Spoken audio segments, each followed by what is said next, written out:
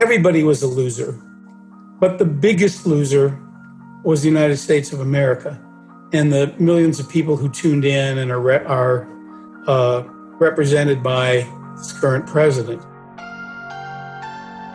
My name is Mark Hanna, and I'm your host for None of the Above, a podcast of the Eurasia Group Foundation. Today, I'm joined by Doug Wilson, who has a 40-year career in foreign policy, national security, politics, and communication strategy. Doug served as the Assistant Secretary of Defense for Public Affairs under President Obama, among other senior positions at the Pentagon. He played a key role in the repeal of Don't Ask, Don't Tell. He has 3 times been awarded the Department of Defense Distinguished Public Service Medal, the Pentagon's highest civilian honor, and most recently served as as the senior foreign policy advisor to 2020 presidential candidate Mayor Pete Buttigieg, who is also a good friend and protege. We're really glad to have you with us, Doug, today. And what we're going to be talking about is, you have deep experience in national security and foreign policy in the context of presidential campaigns, and we're in the thick right now, thick of the Trump-Biden contest here. And what we saw on Tuesday night was basically a disaster of a debate. We were preparing to ask you some questions about national security and foreign policy, probing the veracity and the relevance of the candidate questions and their performance on substance, but we really didn't see a lot of substance. So I just want to ask you, Doug, let's just jump right in. What was your initial reaction to Tuesday night's debate? By this time, virtually every adjective in the book describing this as a total disaster has been used. That was a hot mess inside a dumpster fire, inside a train wreck. That was the worst debate I have ever seen. In fact, it wasn't even a debate. It was a disgrace. The question Supreme is, Court Justice, radical left. Will you shut up, man? Listen, who is on your list, Joe? Who's on your list? Right, gentlemen, I think this we've is ended so this. He's going to pack the court. We're not going to give a list. We have ended this segment. We're going to move on to the second segment. That was really a productive segment, wasn't it? The CNN team, which called it a shit show, and I realize I've now used up my quota of profanity here, but it totally deserved that. Everybody was a loser, but the biggest loser was the United States of America and the millions of people who tuned in and are represented by this current president. I kept thinking what it must be like to be a parent and have your kids watch this television program. I kept thinking if you were in Moscow or Beijing or Tehran, what joy you must be getting out of watching this disintegration of civility, intelligence, and discourse.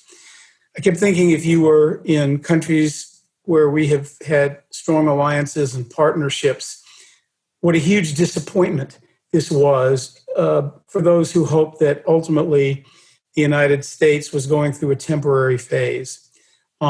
Most of all, I thought about The Wizard of Oz, and I thought what we saw was the person behind the curtain.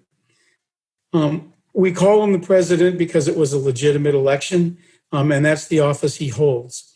But he in no way, shape, or form carries himself like a leader of this country. And it was an enormous, and sad occasion to see this spectacle being broadcast throughout the world as a representation of American democracy. At the end of the day, did Tuesday night's debate essentially reveal that America is its own worst enemy? The Tuesday night debate revealed that we have a leadership which is bereft of any kind of sense of direction, civility, or understanding of what it takes to provide leadership in the world. Because the issue with regard to our adversaries is not only the military threats, but the direct appeal to civil societies, both in the United States and abroad, about the viability of our system, the vibrancy of our democracy, the ability to connect values and interests. I am old enough to remember solidarity in Poland and what a key role United States public diplomacy officials played with regard to that spark that ultimately led to the end of communism, because they were able to effectively communicate to civil society leaders the dichotomy between the communist system and democratic values and succeeded over the course of years and decades in instilling and lighting that fire. We're seeing the same thing happen to us as the flip side of the coin now by adversaries in Russia and China and Iran, basically showing to the world and conveying this lack of leadership and this lack of the ability of this administration to connect interests and values. And we are seeing that play out across the board, across the spectrum around the world. Especially now when you have English-speaking young people living in China, living in Shanghai and in Moscow. Is there a way in which basically that these debates that had to be decoded and interpreted by foreign media in the past are now getting accessed directly by these foreign publics, and without understanding, America's history of like messy campaigns, like how does this embarrassment actually translate into diminished, not just prestige, but diminished influence in the world? You're absolutely right that the advent of social media means instantaneous communication. We all have cameras on our phones. We never had cameras or phones, in the era of solidarity. So anybody can watch any of this.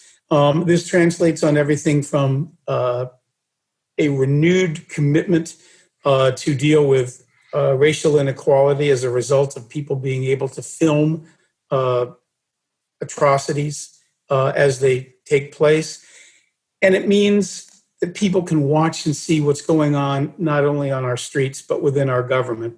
I think, though, Mark, that the key to last night meant that you didn't need to have a filter to watch a man whose title is President of the United States continue to blast allies, demean individuals who hold office, demean families, convey a complete misunderstanding or lack of understanding of dealing with the worst pandemic in 100 years, and fail to explicitly disavow white supremacists as a key element of the violence that we're seeing in this country and an expression of hatred.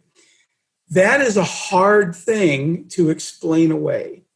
And I think Joe Biden last night did the best he could, and it was certainly enough to continue the lead that he has, a very steady lead.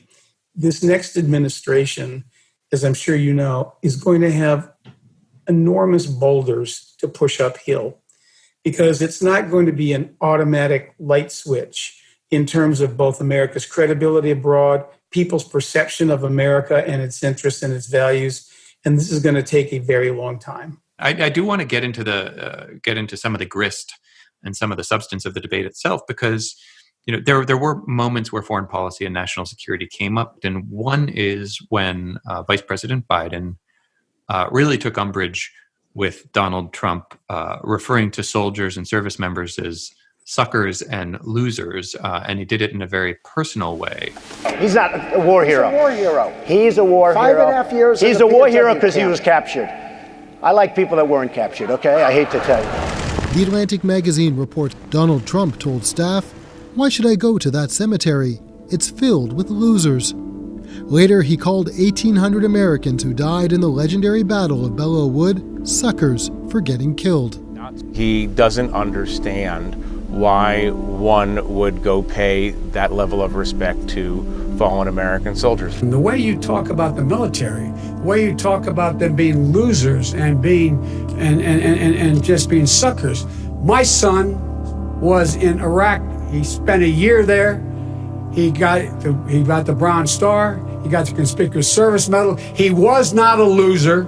He was a patriot, and the people left behind there were heroes. Really? And I resent. Are you talking about Hunter? Are you talking about I'm Hunter? talking about my son, Beau Biden. You're talking about me. To what extent do you think? I think the president thinks he might have service members on his side. What do you, given your experience in the Pentagon, where do you think service members exist on the political spectrum? What are the assets and liabilities each campaign brings to trying to earn their votes? I think it is a mistake to categorize all veterans, just like it would be to categorize any particular group, as being monolithic. Certainly my 3 times at the Pentagon and my interaction with men and women in uniform at all levels, from the most senior levels to enlisted all the way, did not demonstrate to me that there is a lockstep in being involved with any one particular party, particularly some of the newer and younger people who represent a more diverse workforce, not only in the military, but elsewhere. I will say this, Mark, that as I'm sure you know, the Military Times recently did a poll showing, I think for the first time ever, that troops, support Biden over Trump by 5 or 6 points. Here's what that means. It means that they don't like being used as political props. They don't like being sent on missions like that in Lafayette Square, which go against their values and what it is they're told to do. They don't like hearing that a president of the United States refuses to call on the carpet the leader of Russia when it is alleged with some considerable proof that Russia was responsible for bounty payments to Taliban contract work individuals to kill American troops. They certainly do not identify with and hugely reject throwing allies under the bus on the battlefield, as the president did with the Kurds when he removed the presence in Turkey. These are people who served on the battlefield against ISIS together with us and suffered great losses. And to have thrown them under the bus really made an impression. But I think calling troops suckers and losers, that's something that if you take a look at social media now, you are seeing veterans from the Korean War, from World War II, older veterans, younger men, women, universally going on in disbelief as well as in anger. The anger that we saw Joe Biden demonstrate last night is shared by many, many in uniform who have had sons and daughters serving on the battlefield. And it is one of the reasons that the recent letter that came out from national security leaders supporting Biden contained names of retired military that you never would have seen before on any such letter, including Paul Silva, the former vice chairman of the Joint Chiefs of Staff under Trump. Doug, do you still keep in touch with a lot of the people that you worked in the Pentagon with, people who might still be there in a career capacity? And I was taken by what Vice President Biden said on Tuesday in the debate, and basically said that the top general, when President Trump walked across Lafayette Park and tear gassed the protesters to get his photo op, was disappointed in that decision. I wonder if there's other rumbling coming out of the Pentagon or people that you know and are still in touch with that are similarly displeased by the performance of the president when it comes to that. Displeased would be a true understatement. Well, give me a more exact, really nice way of putting it. I've already used my 1%. I've cashed that in already. No, we're not censored by the FCC here. You can go nuts. Friends of mine who serve at the Pentagon, and friends who both in political capacity and in military capacity, are hugely demoralized. They're afraid, and they're worried in particular about the competence of the current occupant of the White House to make decisions that is not going to get them and this country into military situations from which there's no easy out or escape. I think that view is pervasive, and I think that doesn't have to do with whether they're Republican or Democrat. These are patriots. These are men and women who have seen on the battlefield what you and I have probably never seen and never will, but they're also people who come from our communities from all over the country. And they're watching this and they're seeing this, and there's great concern at all levels. So yes, I do keep in touch. I have always, tipped my hat to all of them who have served their country, and especially now, because they're serving in positions in which many of them wish they didn't have to be. But they're doing so because their love of country and their concern for country outweighs a very considerable concern about this administration. And we heard in Tuesday's debate, the president failed to disavow white supremacist groups. He sort of made veiled suggestions that his supporters should monitor polling places in a way that could be construed as illegal.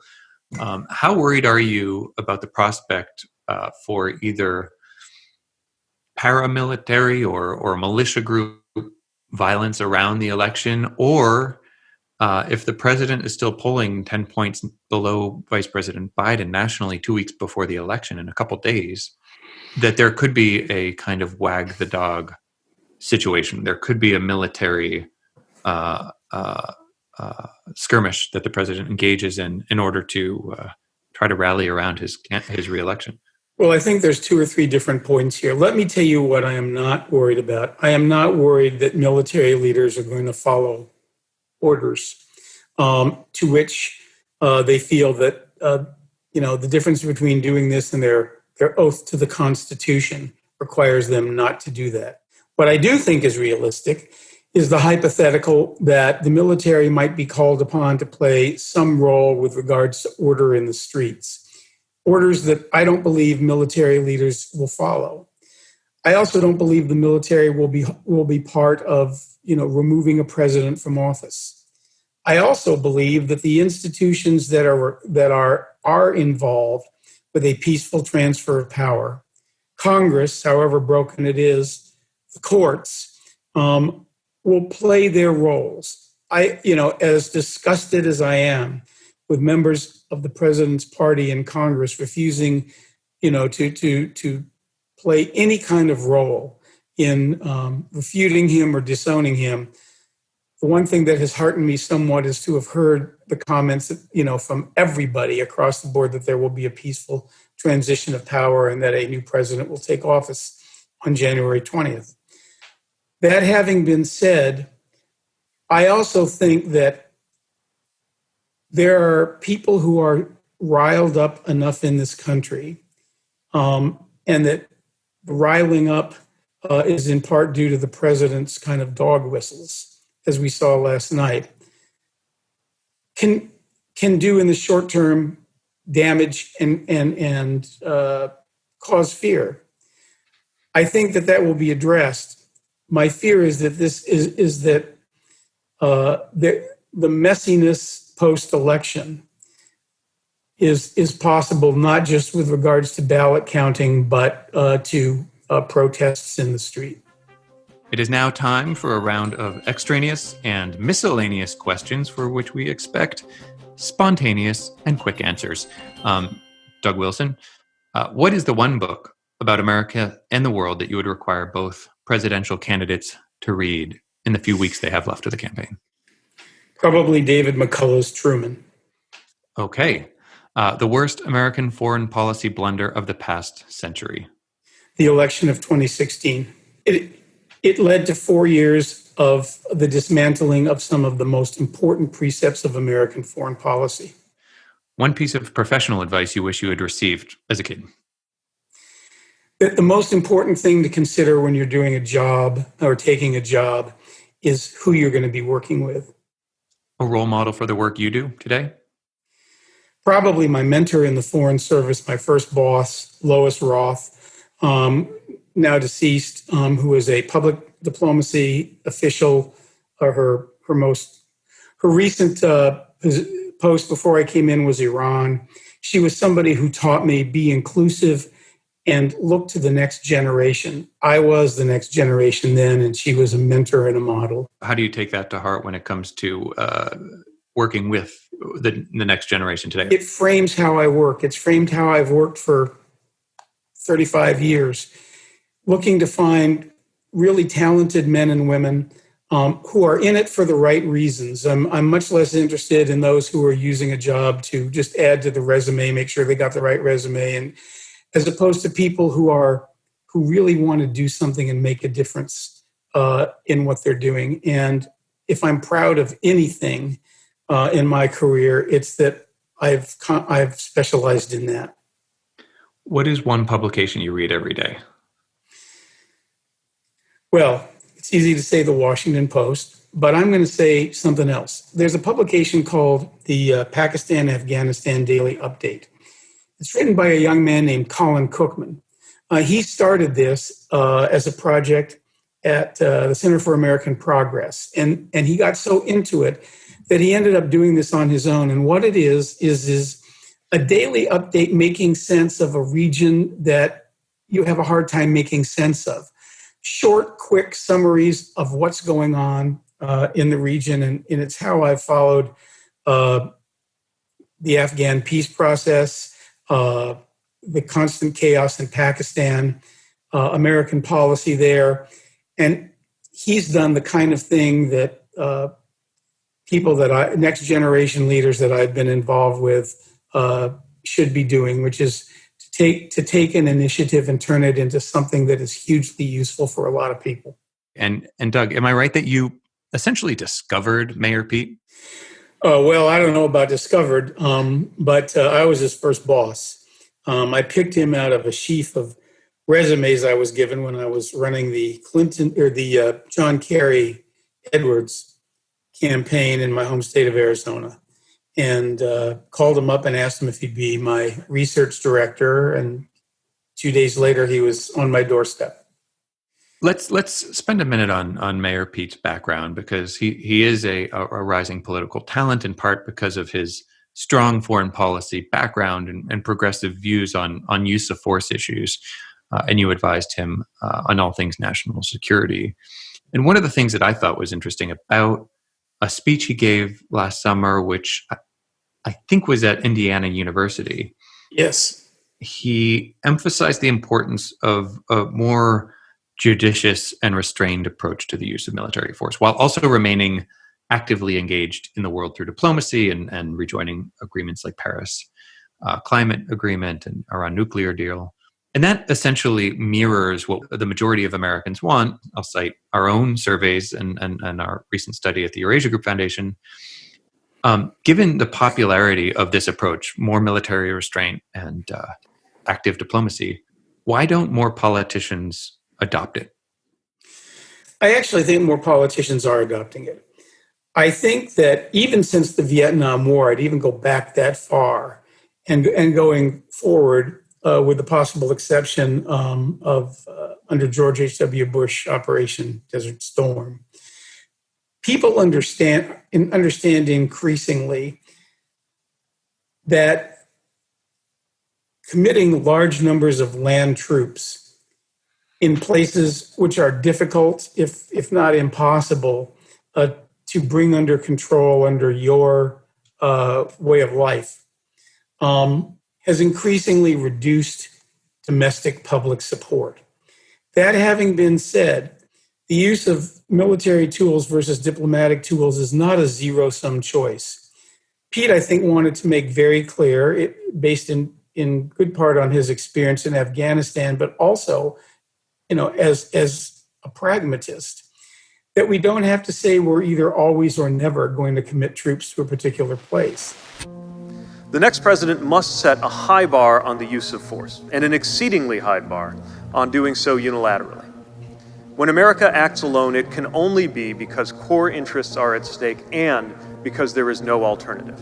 It is the difference between the necessary response to 9/11 in Afghanistan and the self-defeating invasion of Iraq. It is, in short, the difference between Normandy and Saigon. He is somebody who definitely called for increasing use of diplomacy. And I have to say, Mark, that I think that that's almost become a trope. We have to use more diplomacy. We have to do better diplomacy. But I think Pete's approach on places like Afghanistan and Syria and Yemen are that we can't and shouldn't think of this as committing large troops in endless wars.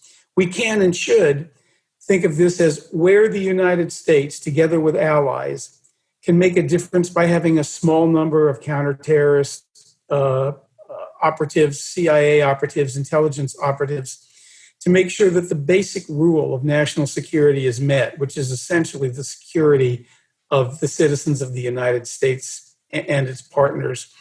That can be done with fewer resources. And haven't we lost sight of that to some extent? When did we go from wanting to protect Americans from physical harm or economic harm to thinking that entire governments needed to be overthrown in order to do that? Because I think that there is a way in which we might both inflate the threat of otherwise odious governments and deflate, obviously, the costs. I think the roots are in Vietnam, but I also think that as a result of our victories in World War II and the fact that we became not only the predominant superpower, but almost the only superpower, despite the rivalry with the then Soviet Union, a feeling that nothing was impossible was, combined with we've got to take care of this problem, and we can take care of this problem if we throw enough money and muscle at it, started to grow. At the same time that started to grow, we also started to see longer wars, less successful efforts, a lack of understanding of the environments in which we were competing, and a disillusionment on behalf of the American public about why we were where. I think it's really important, Mark, to differentiate why we were where to a feeling of we should never go anywhere. I'll give you an example. I think Rwanda was an example of where then President Clinton thought that we could have acted in concert with our allies more strategically, more effectively, and made more of a difference than we did. And in the speech you refer to, the Indiana speech that Pete gave, he made clear that humanitarian reasons could be a valid reason for using military force in combination with all others as a last resort, as long as certain criteria were met. One of the things I think that he tried to make clear was that in Libya, when we went after Gaddafi and ended not only his regime and him, we had not given much, if any, thought to what comes the next day. What are the consequences? What are the unintended consequences? Which you have to think about not the day after, but many, many days and weeks before, and plan for those. There are many criteria, I think, that frame the use of force. Never using it is probably not a good idea, just like always using it is not a good idea. I think that's wonderful because, again, we do these surveys, and I know that there was a generation of foreign policy makers that really began with Kissinger and who sort of disdained American public opinion to some extent, right? They weren't small d Democrats and thought that the whims or popularity of the whims of the American people or popularity of certain policies could cloud judgment, expert judgment. And I do think that, again, part of the reason we do these surveys is because we see the need to, in a democracy that's predicated on the consent of the governed, more engagement with public opinion. And I think also the American people are relatively enlightened on certain issues. Our survey found 70%, roughly, more than 70% support rejoining the Paris Climate Agreement. And so when President Trump last night said flatly that the American people don't support it, we threw up a quick fact check there because that's goes against the data that we have and we've seen. Same with the JCPOA. I think it registers around 67% support rejoining and the World Health Organization. So there is an enthusiasm for more diplomatic engagement. But although to your point, you mentioned, people can sometimes see increased diplomacy as a panacea or just a sort of a calling card rather than having a concrete plan to achieve it. I think that's right. And it even extends to things like Trump's killing of Soleimani earlier this year. People are angry at Iran, but they're also scared could open the door to exactly the kind of ground troop endless war scenario that they so severely reject. This president, shoots from the hip. His decisions are often often do not involve his own stakeholders in his government. Those responsible for diplomatic and military tools in his government. So I think if you go back, you'll find that there was great concern, and that the celebration of the assassination of a man who certainly had been a threat to the United States was not welcomed with open arms. It was a mixed reaction with the concern about what this would lead to by people who have family who have deployed in battlefields for years and years, leading the concern. Yeah, and I want to get into the use of force and the AUMF. Your candidate, Pete Buttigieg, took a strong stance on repealing and placing the authorization for the use of military force from 2001. Based in part on his own experiences in Afghanistan. And as many of our listeners know, that AUMF has been used to justify interventions now for nearly 20 years, including in the Sahel and in northern Africa and places that had nothing to do with 9/11. So you have experience working with this from your time in the Pentagon under Barack Obama. Can you explain just quickly to those listening what the AUMF is, and then how your experience at DoD affect your views for what we do in the next 4 years of a Trump administration or the first 4 years of a Biden administration in addressing the kind of outdated authorization of AUMF means the authorization for the use of military force, which was initially authorized immediately after our involvement post 9/11 in Afghanistan. And Congress gave authorization for use of troops in Afghanistan. That has then served as a basis to authorize troops in, over a dozen countries around the world. What Pete was saying was Congress has a role. The administration has a duty to consult with Congress, and Congress has the duty to step up to the plate. And that there should be just like there should be no endless wars, there should be no open-ended, endless authorizations to fund them. And that what should be required are sunset provisions where administrations are required to go to renew authorization every 3 years if a conflict lasts that long, and that specific parameters be placed on the authorization and funding of use of force.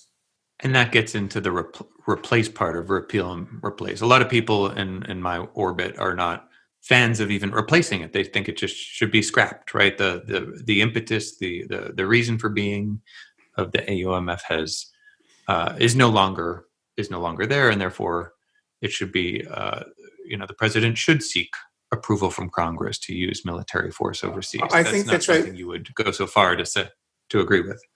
Again, we make a mistake if we look at this in zero-sum terms and say there never should be these or we always should use them. It should be required by circumstances, and understanding that the American people need to be invested in the decision or we're going to have no success in implementing it. Congress is the place to do it. So I guess Pete's call was twofold. A relook at the AUMF, making sure there are sunset provisions, but saying to members of Congress, you've been elected, and this is part of your duty. Speaking personally, not on behalf of Pete, but just speaking personally, taking a look at who's being elected to Congress over the past several years. I'll make an exception in that 2018, we had a number of men and women who'd served in uniform who are now serving in Congress who understand this. But too many are going to Congress based on, stepping stones to careers and not thinking enough about why it is they've been elected and what it is their responsibilities are. So, Doug, I want to thank you so much for joining us today. I am Mark Hanna, and this has been another episode of None of the Above, a podcast of the Eurasia Group Foundation. I want to give special thanks today to our None of the Above team, which make this all possible. Thanks to producer Caroline Gray, our editor Luke Taylor, sound engineer Zubin Hensler, and EGF's graduate research assistant Adam Pontius. If you enjoyed what you heard today, we'd appreciate you subscribing on Google Play, iTunes, Spotify, or anywhere else you find podcasts. Rate and review us, and if there's a topic you want us to cover or a guest you want us to invite on, shoot us an email at info@egfound.org. Thanks for joining. Stay safe out there, and see you next time.